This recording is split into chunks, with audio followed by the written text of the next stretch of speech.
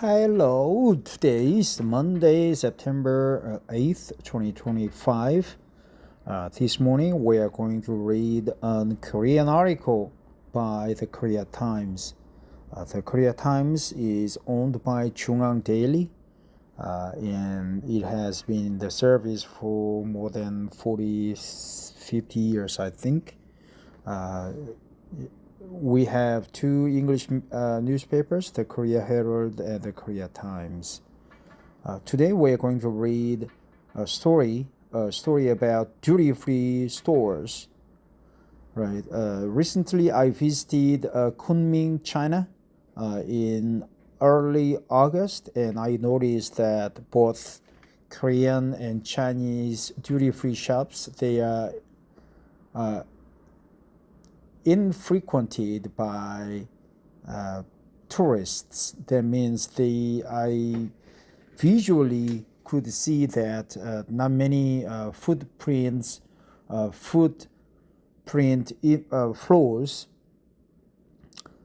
foot traffic, right? Foot traffic into the stores. So I was a little bit worried, or maybe that's the trend.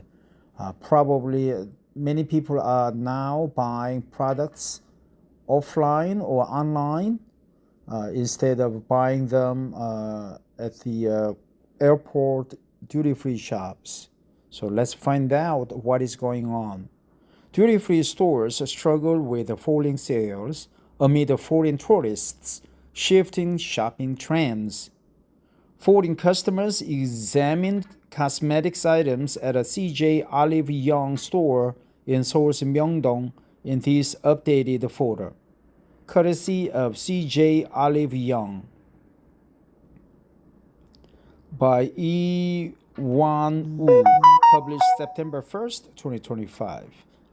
International visitors seek affordable items related to K-culture, experts say. Duty-free sales in H1. Wow, so significantly down, right?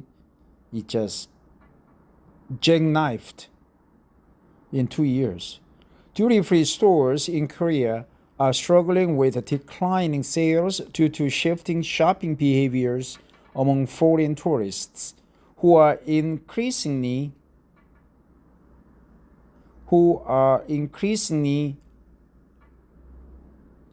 turning to trend-setting retail chains offering affordable prices, data showed Monday.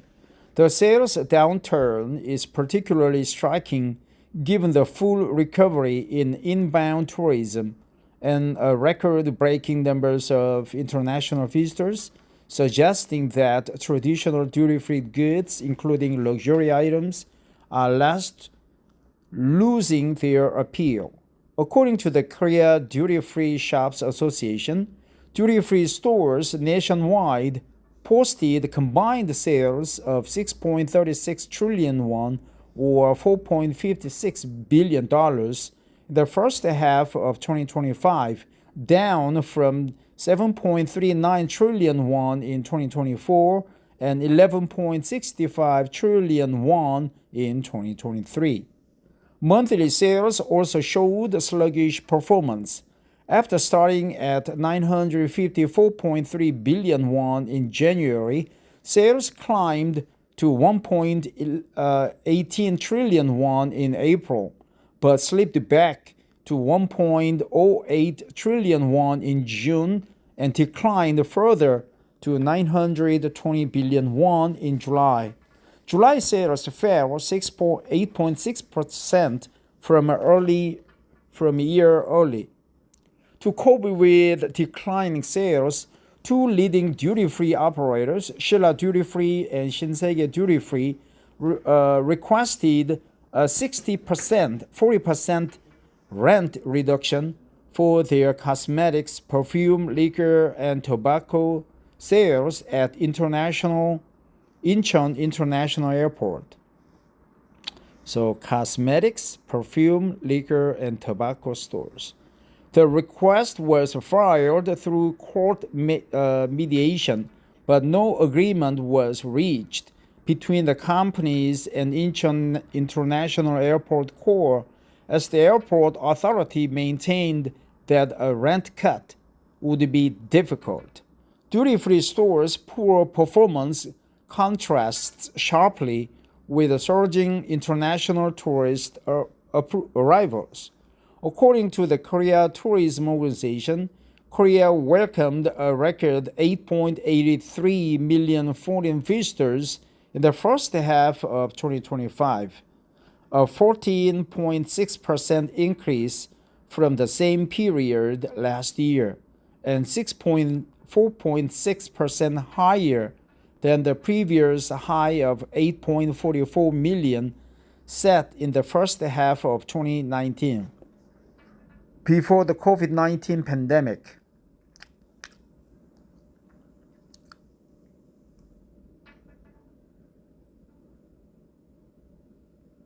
In June alone, the number of inbound tourists rose 14.2% year on year to 1.62 million.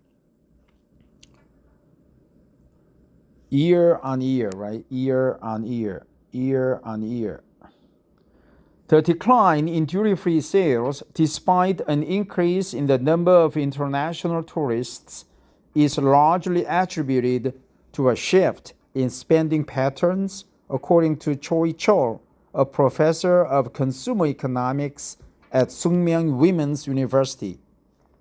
Unlike in the past, these tourists are less inclined to purchase high-end luxury goods and are instead opting for more affordable items related to K-pop culture, such as cosmetics, clothing, and snacks, the professor said.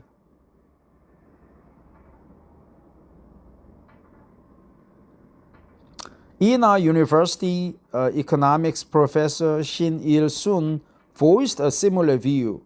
International visitors want to experience Korean culture firsthand by using the same items they've seen in Korean dramas, films, and other media, he said. Leading this shift are retail chains such as CJ Oliveyoung, Musinsa. In Korea, we pronounce it Musinsa. That's the kind of a Konglish, right?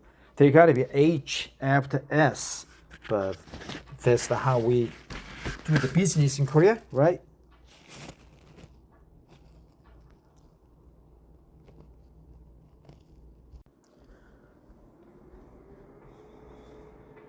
And Daiso, which dominate the beauty care, fashion, and miscellaneous goods markets respectively, right? Healthcare, fashion, and miscellaneous items.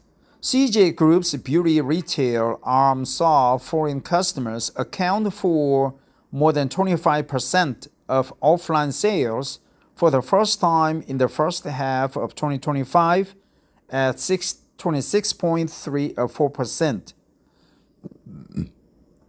This contributed to a 17.9% year-on-year sales increase, right? 17% year-on-year sales increase.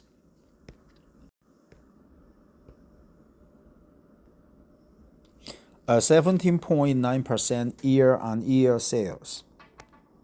Musinsa attracted foreign customers from over 100 countries, with Chinese shoppers making up 32% and Japanese customers accounting for 27% of the international segment.